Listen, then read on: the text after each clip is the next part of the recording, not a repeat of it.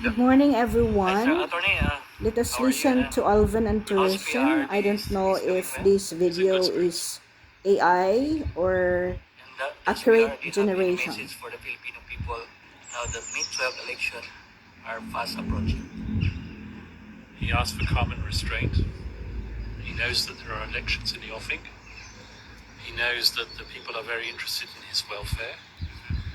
And he also knows that there is a tendency, perhaps, for people to get excited and not to respect the judicial process. He insists that the judicial process be respected, that there be no interference in that at all. Thank you, Attorney.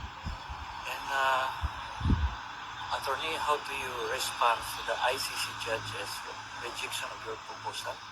Do you believe it undermines the rights of the accused in any way?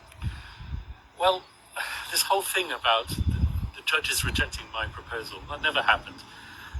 All that happened was that there were two activist victims representatives by the names of Joel Butian and Christina Conti, who made all sorts of assertions in the press that I had asked to restrict victims' participation in the process by limiting the ID documents that could be used.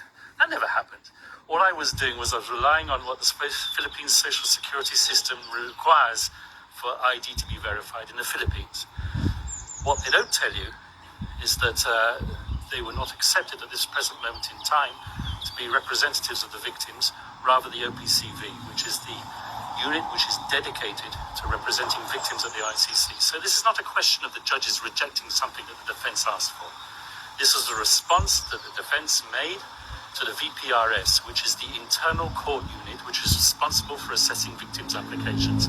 That's all we did. We made observations. We didn't make a request which was rejected. That's a big lie. So do you think the ICC sets dangerous precedent by relaxing documentary requirements, particularly in highly politicized cases like this? Once again, this whole issue of it being a dangerous precedent is not something that we created. It's something that's in the minds of Joel Butian and others.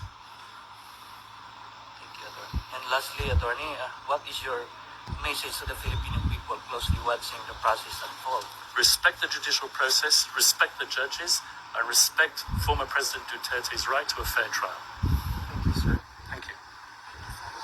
Attorney, can I ask another one? Can you ask if you have already applied for PR in the police? Once again, I'm not going to comment on the chronology of that request. There will be a request for interim release in due course, but as I said many times before, certain conditions have to be ripe for that interim release to take place. And it's the judges who ultimately decided. Sir, do you think that our former president will be brought back to the Philippines before the confirmation of charges on September 23rd? I certainly hope so. In fact, I can't understand why he's here. He's a Filipino citizen. Yeah. There's a Filipino president in that country who threw a Filipino citizen over here to be tried. Why isn't he in the Philippines? Why isn't he being tried in the Philippines? Why is there not a Filipino judge who is trying him? Yeah, exactly, sir, because that's the sentiment of a lot, if not most of the Filipinos, that he is illegally detained here and that our judicial system is fully functioning well. So we don't understand why the ICC actually took cognizance of what's happening right now. Yes, I fully sympathize